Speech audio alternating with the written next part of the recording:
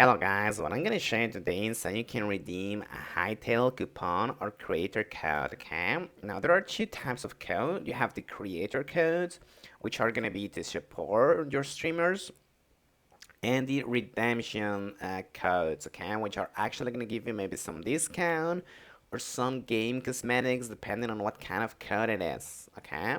So I'm gonna show you how you can redeem both.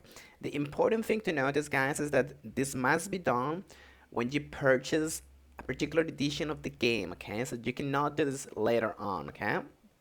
So what are you gonna do? Before you purchase the game, you're gonna click on purchase, okay? As you can see in here, as you can see, I already have my standard version, but yeah. So what I'm gonna do is I'm just gonna click on purchase, whatever version you wanna purchase, okay? If you have the standard, you're gonna have to purchase this one or this one, okay? And it's gonna ask you to basically pay for it, okay? And it's gonna look like this. So here you can see it's gonna ask me for my creator code or for my coupon gift card. So just enter whatever creator code you have from your favorite streamer or whatever the coupon or gift card you actually have, okay?